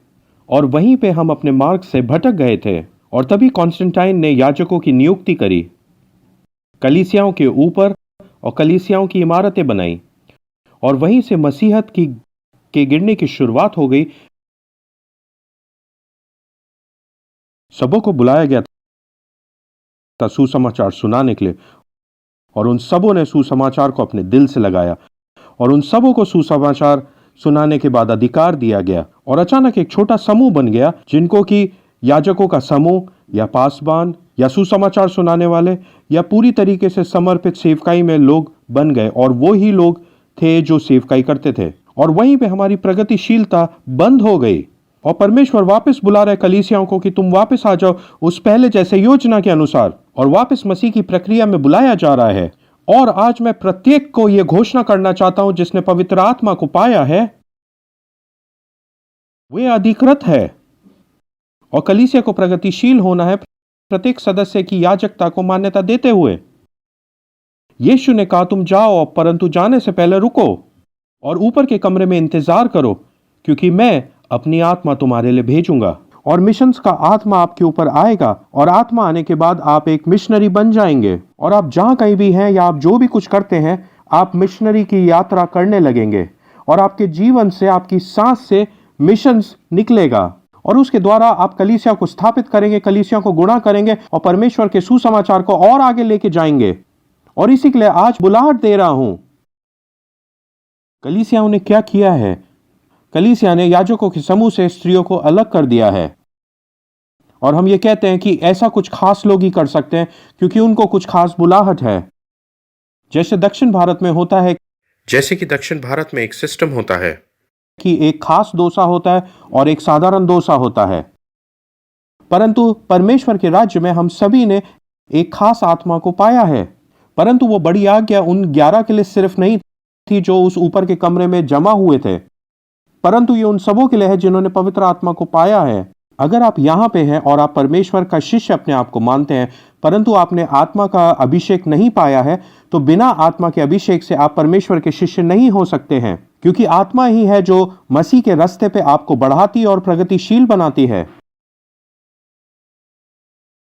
इसलिए पवित्र आत्मा की आवाज सुनना जरूरी है, क्योंकि आत्मा ही हमें प्रगतिशील बनाएगी और हमारी कलीसियाओं में सभी सदस्यों की याजकता को हम मानेंगे भी। पतरस ने अपनी पहली पत्री उसके 2 अध्याय और उसके 9वें वचन में बड़ी खूबसूरती से कहा है, एक चुना हुआ वंश और राजपद अधिकारी, याजकों का समाज और पवित्र लोग और परमेश्वर की निज प्रजा हो, इसलिए कि जिसने तुम्हें अंधकार से अपनी अद्भुत ज्योति में बुलाया है उसके गुण प्रकट करो। अगर आप विश्वास करते हैं कि आप अंधकार से निकाल के उस अद्भुत ज्योति में बुलाए गए हैं, मैं चाहता हूं आप अपने हाथों को उठाएं जहां कहीं भी आप अभी हैं।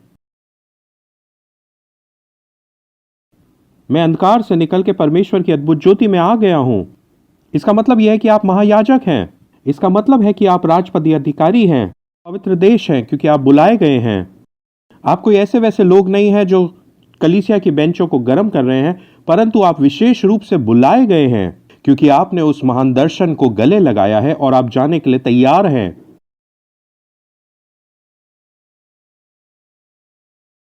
हारून की याजकता की मान्यता इसमें सबसे बड़ी रुकावट है।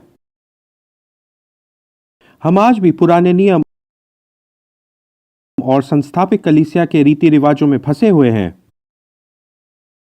इब्रानी का लिखने वाला उसके 7वें अध्याय और उसके 11 वचन में इस प्रकार कहता है, तब यदि लेवी याजक पद के द्वारा सिद्धि हो सकती थी जिसके सहारे से लोगों को व्यवस्था मिली थी, तो फिर क्या आवश्यकता थी कि दूसरा याजक मिलिकिसिदक की रीति पर खड़ा हो और हारून की रीति का ना कहलाए। और 18 वचन में कहता है, निदान पहली आज्ञा निर्बल और निष्फल होने के कारण लोप हो गई, बेकार और बेअसर थी, बेकार और बेअसर थी, बेकार और बेअसर। आज के दिन जो 200 कलीसियां इकट्ठा हुई हैं, और अगर हम पुरानी हारून की रीति पर कायम रहे या फिर उन बातों पर जिसमें कि ये पुरुष काबिल हैं कुछ काम करने के लिए और ये महिलाएं काबिल नहीं हैं कुछ काम करने के लिए, अगर हम उन मान्यताओं पे अभी भी चलते रहें तो हमारी प्रगतिशीलता रुक जाएगी। और पवित्र आत्मा सिर्फ पुरुषों पर ही नहीं बल्कि महिलाओं पर भी उतरा था जो उस ऊपर के कमरे में मौजूद थीं।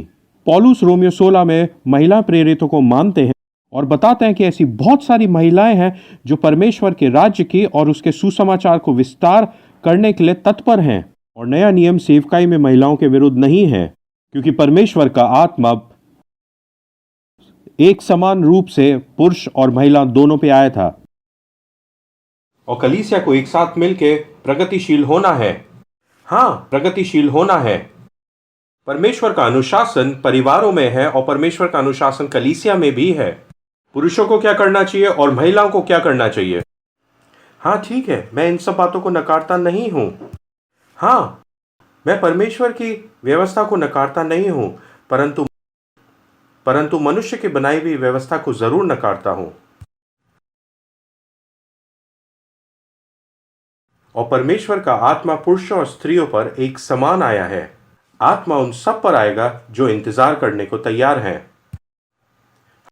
हम उन्नति कैसे करते हैं? जब हम सारे विश्वासियों की याजकता को मानते हैं, जब हम सारी बाधाओं को तोड़ देते हैं, स्त्री या पुरुष या आदमी या औरत, बाधाओं को तोड़ देते हैं, धर्म या अधर्म, जो पूरे समय की सेवकाई में है या आधे समय की सेवकाई में है, जो कलीसिया में सेवा करते हैं या संसारिक सेवाओं में है, हम ऐसे सारे विभाजन को गिरा देते हैं। ऐसी कोई भी बाधा उन्नति को नहीं रोक सकती है। ऐसा कोई विभाजन नहीं होना चाहिए जो परमेश्वर की उन्नति को रोके। और परमेश्वर चाहते हैं कि हम उन्नति करें। आज ज़्यादा समय नहीं है, तो आइए और थोड़ी गहराई में चलें। आज आत्मा हमें ये कहना चाहता है कि हम हर एक परमेश्वर के जन को परमेश्वर के वचन में स्थापित करें। ये उन्नति की कुंजी है और मैं परमेश्वर में उन्नति करना चाहता हूँ। शिक्षा देने में मैं उन्नति करना चाहता हूँ। प्रेरितों के काम 11 अध्याय में बरनबास अंताकिया आया था और उसने ये जाना कि वो सब कुछ अकेला नहीं कर सकता, तो वो तार्शिश के साउल, जो पौलुस कहलाता है, उसके पास गया और उससे कहा कि तुम मेरी मदद करो, कलीसियाओं को स्थापित करने के लिए शिक्षा को देने में मेरी मदद करो। और उन्होंने पूरे 1 साल तक यही काम किया। प्रेरितों के काम 11 अध्याय और उसके 26 वचन में ऐसा लिखा है, और जब उनसे मिला तो उसने अंताकिया में लाया, और ऐसा हुआ कि वह 1 साल तक कलीसिया के साथ मिलते और बहुत लोगों को उपदेश देते रहे, और चेले सबसे पहले अंताकिया ही में मसीही कहलाए। और वे वहाँ पे 1 साल तक ठहरे रहे और विश्वासियों को परमेश्वर के वचन में मजबूत किया। और इफिसस की कलीसिया में पौलुस ने 3 साल तक लोगों को परमेश्वर के वचन में स्थापित किया। लोगों का परमेश्वर के वचन में स्थापित होना ज़रूरी है, क्योंकि इसी तरीके से परिपक्वता बढ़ती है, ताकि वो हवा के झोंके की तरह इधर से उधर भटके नहीं।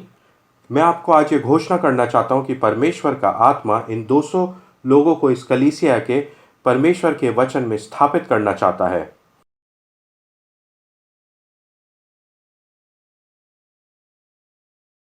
ताकि लोग हवा के झोंके के समान इधर से उधर ना भटके और सुनकर उन भविष्यवक्ताओं की भविष्यवाणियों को परेशान हो जाता हूं, उन भविष्यवाणियों को सुन के जो राजनीतिक बातों के बारे में होती हैं, और सारी बातें बहुत ही गड़बड़ी की हैं। भविष्यवाणियों के पीछे भागना बंद करिए, लोगों की बातों के पीछे भागना। परमेश्वर के वचन में पकड़ मजबूत करिए और उन्नति होनी चाहिए, क्योंकि अगर हम परमेश्वर की शिक्षा में उन्नति नहीं करेंगे तो परिपक्वता नहीं होगी। अंत के दिनों में लोग ऐसे लोगों के झुंड को इकट्ठा करेंगे जो वही बात बोले जो वो सुनना चाहते हैं, परंतु परमेश्वर का आत्मा ये कहता है कि उसकी शिक्षा की ओर ध्यान लगाओ। और जो अंताकिया में हुआ है वो हमारी कलीसियाओं में भी होगा। और फिर हम आगे पढ़ें प्रेरितों के काम उसके 13वें अध्याय उसकी 1 से 4 वचन तक। सिर्फ पौलुस और बरनबास ही अकेले नहीं थे वहाँ पे, परंतु अब पौलुस और बरनबास अकेले ही वहाँ पे नहीं थे, परंतु शिक्षकों का और भविष्यवक्ताओं का एक ऐसा झुंड खड़ा हो गया वहाँ पे 1 साल में, ताकि उनके साथ और प्रेरितों को कलीसिया से भेजा जाए, ताकि वो विश्व भर में परमेश्वर का काम कर सकें। और हमारी कलीसियाओं में भी ऐसा ही होना चाहिए कि उन्नति आनी चाहिए। लोगों को स्थापित करो उन शिक्षा में। कलीसिया के अगुवों से बात करें, ये देखें कि हम क्या कर रहे हैं हर एक जीवन में वचन को स्थापित करने के लिए। कलीसिया के अगुवों से बात करें और ये देखें कि हम प्रत्येक सदस्य के जीवन में परमेश्वर के वचन को स्थापित करने के लिए क्या कर रहे हैं। उन शिक्षाओं को स्थापित करें ताकि पवित्र आत्मा अपने सबसे महान चलन को कर सके। वो है प्रेरिताई के अगुवों को चुनना और उनको परमेश्वर के कार्य के लिए संसार भर में भेजना। जब हम अपनी आंखों को संसारिक चीजों से हटाते हैं तो उसमें एक उन्नति है। जब हम सारे विश्वासियों की याजकता को मानते हैं तो उसमें भी एक उन्नति है। प्रत्येक सदस्य को यीशु की देह में वचन में स्थापित करने में भी एक उन्नति है। यीशु की देह में प्रत्येक व्यक्ति को परमेश्वर के वचन में स्थापित करने में भी एक उन्नति है, ताकि वह परिपक्व हो सके, ताकि प्रेरिताई के अगुवे बाहर निकलकर परमेश्वर का काम करें। और चौथी बात, हमें उन कारणों को पकड़ लेना है जिसके कारण यीशु मसीह ने हमें पकड़ा है, और परमेश्वर के उद्देश्यों को पकड़ लें। परमेश्वर की देह के हर एक व्यक्ति को, कलीसिया के हर एक परिवार को, और कलीसिया के रूप में हमें उन बातों को थाम लेना है जो ना किसी आंख ने देखी हो और ना किसी कान ने सुनी हो, ना किसी के चित्त में चढ़ी हो। परमेश्वर का आत्मा वो सारी बातों को प्रकट करना चाहता है हमारे साथ। योजनाएं और उद्देश्य, पौलुस कुरिन्थियों की कलीसिया से यही कहता है, एक बार फिर देखेंगे। वह ऐसा सर्कल है जो हर एक कलीसिया से जुड़ा हुआ है। पौलुस इफिसियों 2:10 में ऐसा कहता है, कुछ ऐसे भले काम हैं जो पहले से ही ठहराए गए हैं हमारे लिए करने के लिए। आपको और मेरे को उन बातों को पकड़ लेना है जिनके लिए मसीह यीशु ने हमें पकड़ा है। और हमारी कॉन्फ्रेंस का मुख्य शीर्षक फिलिपियों 3:12 में हम देखेंगे, ये मतलब नहीं कि मैं पा चुका हूँ या सिद्ध हो चुका हूँ, पर उस पदार्थ को पकड़ने के लिए दौड़ा चला जा रहा हूँ जिसके लिए मसीह यीशु ने मुझे पकड़ा था। वो कौन से अच्छे काम हैं जो परमेश्वर ने आपके लिए पहले से तैयार किए हुए हैं आपके करने के लिए। परमेश्वर की योजना आपके लिए सफलता की है,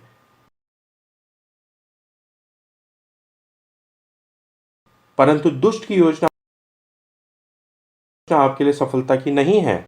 और एक चीज है जो परमेश्वर की योजनाओं के बीच में या कलीसिया की योजनाओं के बीच में दखल अंदाजी कर सकती है, और वो हमारी योजनाएं हैं। परमेश्वर की योजना हमको समृद्ध करने की है। और एक चीज है जो परमेश्वर के और कलीसिया की योजनाओं को गड़बड़ कर सकती है, और वो हमारी खुद की योजनाएं हैं।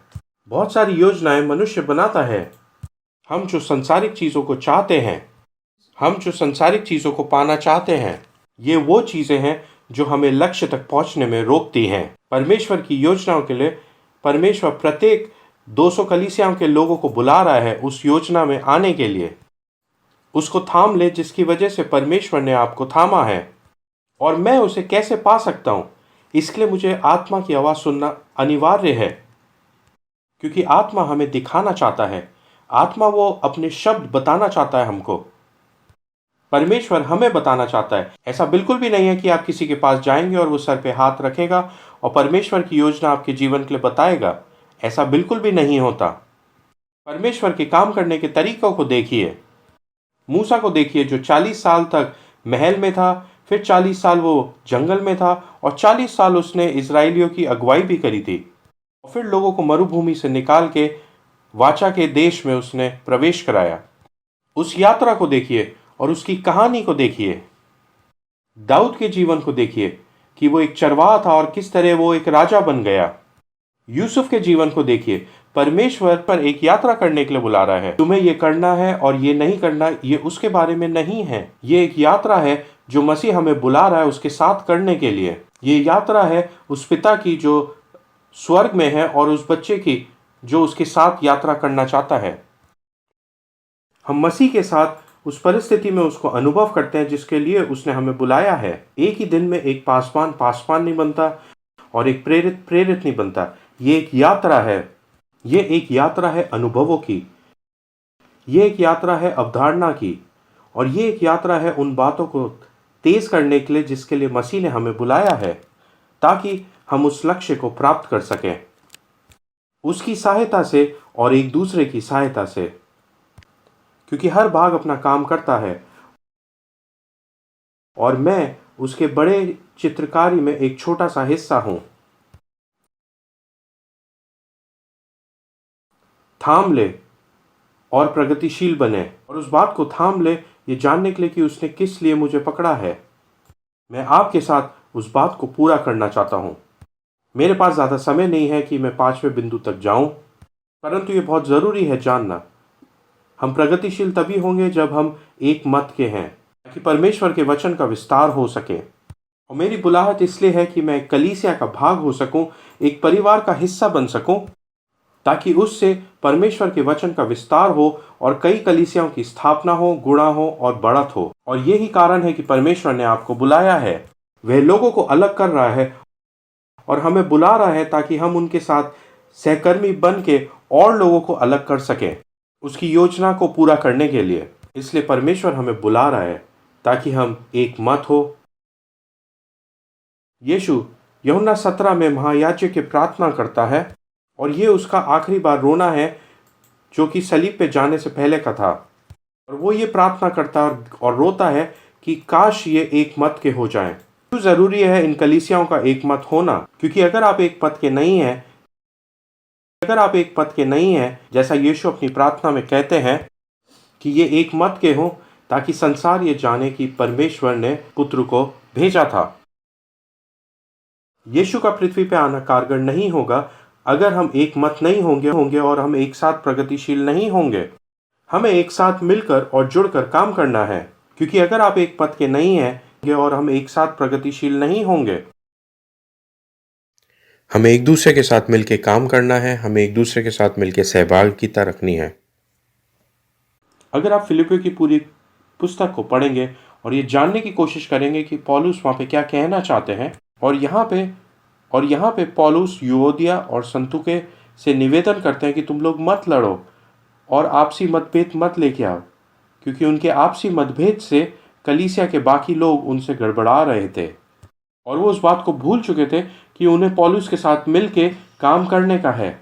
और इसलिए वो फिलिपियों की कलीसिया को प्रोत्साहित करते हैं और कहते हैं कि मेरी जंजीरें परमेश्वर के प्रचार के काम में भी रुकावट नहीं पैदा करेगी।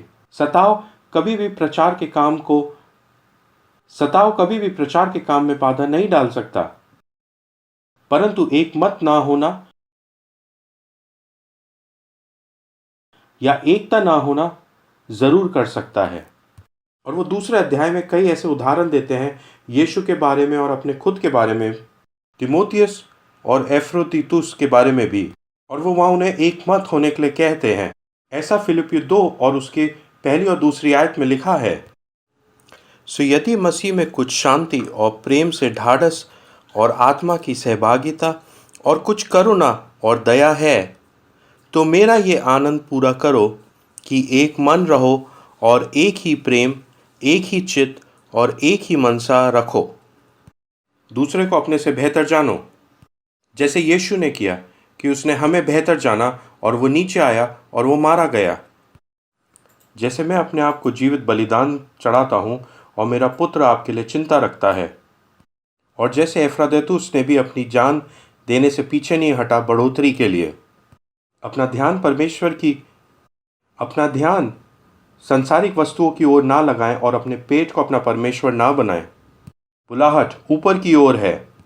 बुलाहट परमेश्वर के वचन का विस्तार है, और जिसने वो भला काम शुरू किया है वो उसे अंत भी करेगा, और ये भला काम है आपसी मेल के साथ करना, वचन की बढ़ोतरी और विस्तार के लिए। आप मुझे दान और उपहार देना भूल गए, कोई बात नहीं, मैंने संतुष्ट रहना सीख लिया है और मैं मसीह में सब कुछ कर सकता हूँ। और मैं बहुत खुश हूँ कि आपने अपनी रुचि को फिर से नया किया है, उसके लिए मैं बहुत ही आनंदित हूँ। और फिलिपियो 4:15 में वो ऐसा कहता है से 17 तक, और हे फिलिपियो, तुम आप भी जानते हो कि सुसमाचार प्रचार के आरंभ में जब मैंने मकिदुनिया से कूच किया, तब तुम्हें छोड़ और किसी मंडली ने लेने देने के विषय में मेरी सहायता नहीं की। इसी प्रकार जब मैं थिस्सलुनीका में था, तब भी तुमने मेरी घटी पूरी करने के लिए एक बार क्या वरन 2 बार कुछ भेजा था। यही नहीं कि दान चाहता हूँ, परंतु मैं ऐसा फल चाहता हूँ जो तुम्हारे लाभ के लिए बढ़ता जाए।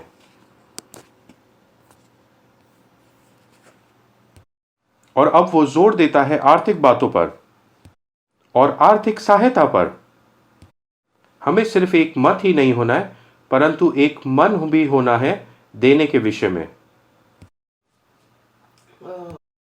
4:19 में ऐसा लिखा है, और मेरा परमेश्वर भी अपने उस धन के अनुसार जो महिमा सहित मसीह, और 4:19 के अनुसार वहाँ ये लिखा है, और मेरा परमेश्वर भी अपने धन के अनुसार तुम्हारी हर घटी को पूरा करेगा। इसलिए कलीसिया में आज आपको उत्साहित करना चाहता हूँ, जब हम प्रेरिताई में बढ़ते हैं तो ये सोचिए कि हम नए क्षेत्रों में कैसे कदम रख सकते हैं। और हम सिर्फ भारत देश की ही बात नहीं कर रहे, परंतु परमेश्वर ने इन 200 कलीसियाओं को बुलाया है दूर देशों में जाने के लिए, क्योंकि आप ठहराई हुई कलीसियाएं हो, क्योंकि आपके पास वो स्वर्ग की ओर से बुलाहट है, और ये बुलाहट एक महान आज्ञा है जिसके लिए हम सहभागिता करते हैं एक मन होकर, और हम एक मन भी हैं देने के विषय में। इसलिए आनंद से दें, और परमेश्वर आपकी सारी आवश्यकताएं अपनी महिमा में पूरा करेगा। अगर पिछले साल मैंने कुछ दिया है तो इस साल उसमें बढ़ोतरी होनी चाहिए।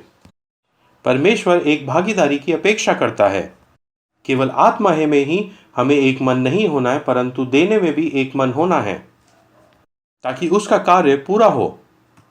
जब इन मुश्किल समय का हम सामना करते हैं, परमेश्वर चाहता है कि हम उन्नति करें, अपने आप को संसारिक बातों से दूर कर लें, सब विश्वासियों की याचकता को भी मान लें, परमेश्वर की शिक्षा में जड़ पकड़ें ताकि प्रेरिताई के अगुवे बाहर निकल सके और परमेश्वर की सेवा कर सकें, और उन बातों को पकड़ लें जिसके लिए यीशु ने आपको पकड़ा है।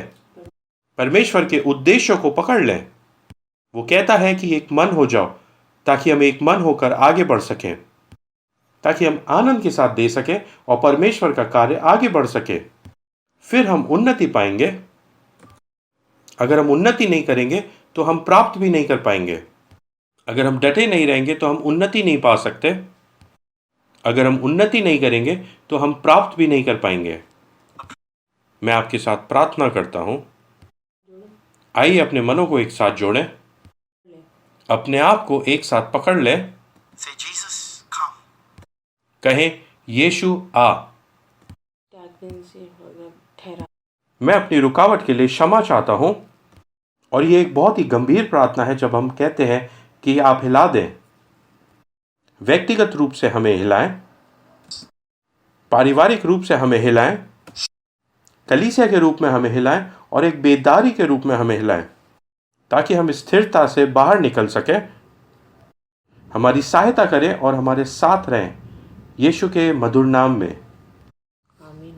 आमीन और आमीन और आमीन। इतना शानदार संदेश था चैडविक, और धन्यवाद आपका हमारे साथ उसे बांटने के लिए और हमारे को चुनौती देने के लिए कि हम रुके हुए या ठहरे हुए लोग ना बने, बल्कि आगे बढ़ के और प्रगतिशील होना शुरू करें। और आपने जीवन के कितने रंगों के बारे में हमारे साथ बातचीत करी आज अपने संदेश के द्वारा। दोस्तों, आज का दिन बहुत ही अच्छा था। परमेश्वर ने हमें प्रोत्साहित किया आराधना के द्वारा और हमें चुनौती दी कि हम किस प्रकार उसके पास आ सकते हैं और उसके विश्राम में ठहर सकते हैं, जो गाय का संदेश था। और ये संदेश भी जो प्रगतिशीलता के बारे में था, सच में बहुत ही शानदार संदेश था ये। अब आइए हम प्रार्थना के साथ आज के कॉन्फ्रेंस को समाप्त करेंगे। पिता, मैं आपका बहुत बहुत धन्यवाद करती हूँ इस अच्छे दिन के लिए, इस अच्छी कॉन्फ्रेंस के लिए जो हमें मिली। बहुत सारे वचन हैं जो हमने ग्रहण किए।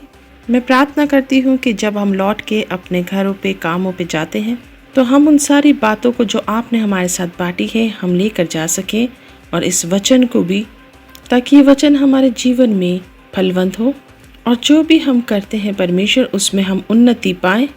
हम केवल आपके वचन को सुनने वाले ही नहीं, लेकिन उस पर कार्य करने वाले भी हों। हमारे जीवन पे हम आपके अनुग्रह को चाहते हैं। धन्यवाद यीशु। आमीन। Bye.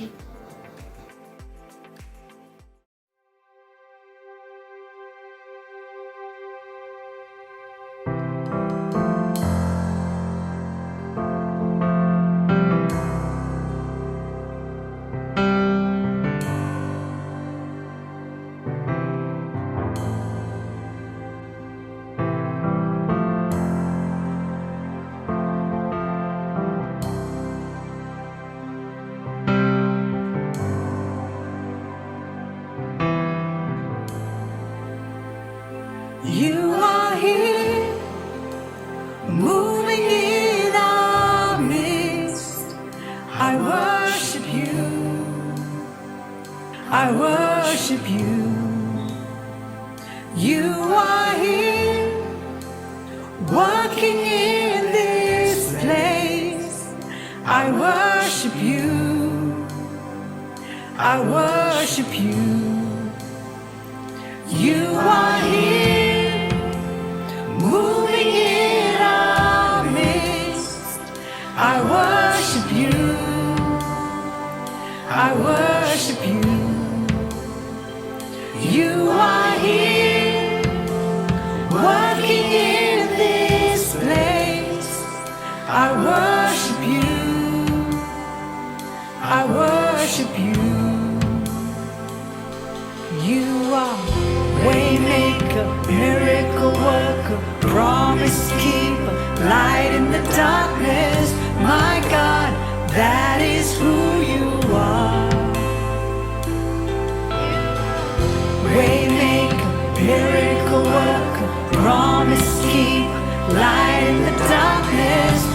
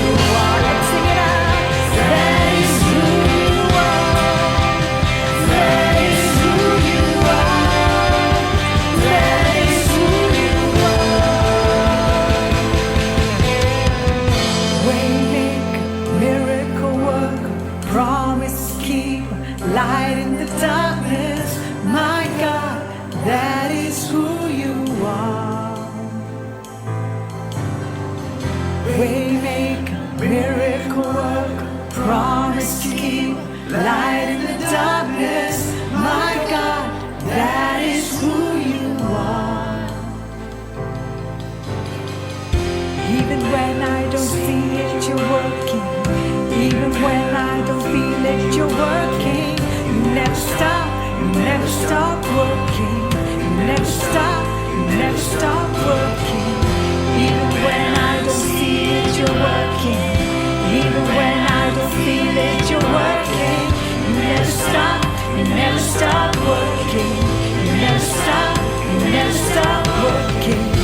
Even when I don't see it, you're working. Even when I don't feel it, you're working. You never stop, you never stop working. You never stop, you never stop working. Even when I don't see it, you're working. Even when I don't feel it, you're working. You never stop, you never stop working.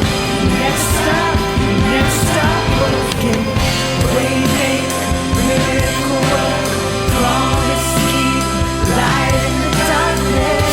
My God, that is who you are.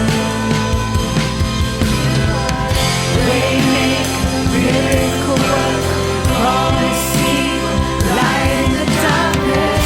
My God, that is who you are. That is who you are. That is who you are. That is who you are. That is who you are. That is who you are. That is who you are. That is who you are. That is who you are. Miracle worker, promise keeper, light in the darkness. My God, that is who you are. Waymaker, miracle worker, promise keeper, light in the darkness. My God, that is who you are.